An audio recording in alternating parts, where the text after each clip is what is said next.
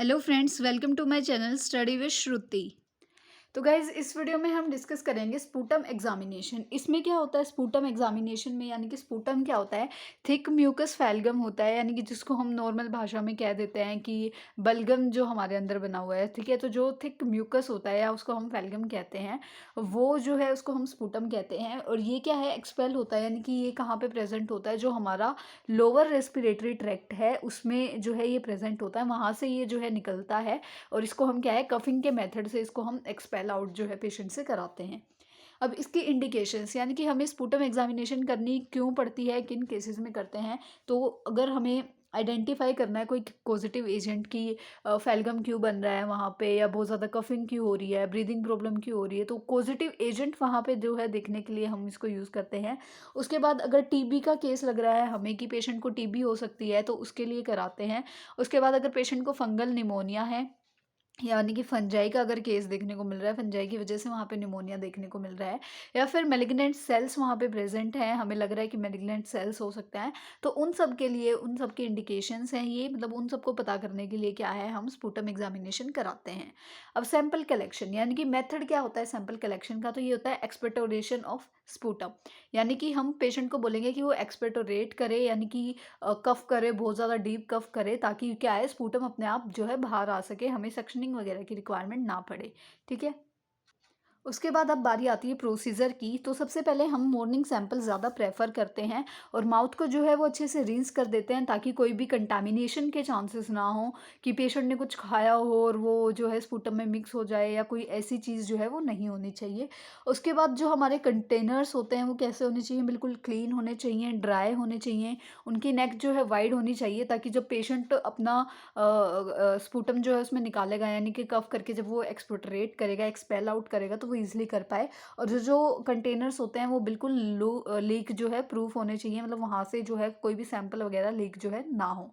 उसके बाद हमें पेशेंट को बोलना है कि आप 2 से 3 बार एक डीप ब्रीथ लो और उसके बाद कफ करो डीपली, बिल्कुल अंदर से जो है वो स्पूटम ताकि बाहर आ सके। उसके बाद हम बात करते हैं इसकी फिजिकल एग्जामिनेशन की।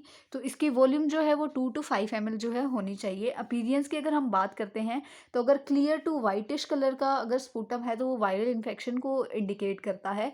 ब्लडी अगर वो आ रहा है तो वो पल्मनरी ट्यूबी हो सकता है, यानी कि लंग्स में जो ट्यूबरक्लोसिस होता है वो हो सकता है, कैंसर हो सकता है, या फिर लंग एब्सेस जो है उसकी वजह से जो है देखने को मिलता है। अगर रस्टी स्पूटम होता है तो इसका मतलब क्या है? निमोनोकोकल इन्फेक्शन है, यानी कि पेशेंट को निमोनिया के चांसेस जो हैं वो देखने को मिल रहे हैं। अगर ब्लैक कलर का स्पूटम आता है इसका मतलब वो फंगल इन्फेक्शंस है, या फिर जो स्मोकर्स होते हैं जो स्मोकिंग करते हैं उनके केस में देखने को मिलता है। उसके बाद अगर पिंक या फ्रोदी जो है हमारा स्पूटम होता है, तो वो क्या होता है? पल्मनरी एडिमा का जो है केस हो सकता है।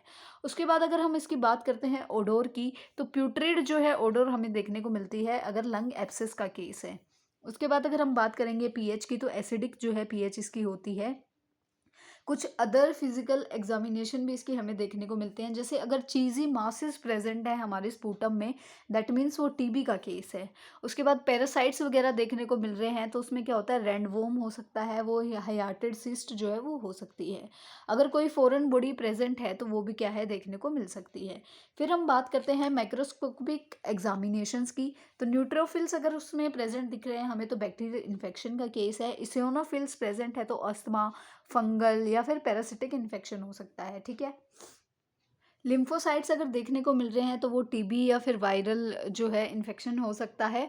उसके अलावा ट्यूमर सेल्स देखने को मिल सकते हैं, और एक क्या होता है जो चारकोट लीडन क्रिस्टल्स हैं वो देखने को मिल सकते हैं, जो कि क्या है हमें ब्रोंकियल अस्थमा को इंडिकेट करते हैं।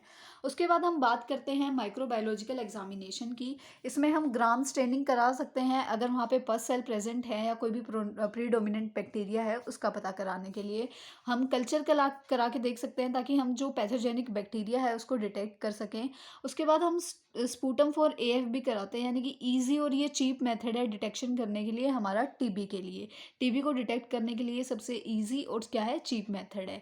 उसके बाद जिन लैंसन स्टेन को यूज़ करके हम देख सकते हैं कि मतलब फ्लोरेंस माइक्रोस्कोपी करते हैं, जिसमें हम क्या है जिल नैल्सन जो स्टेन है उसको यूज़ करते हैं।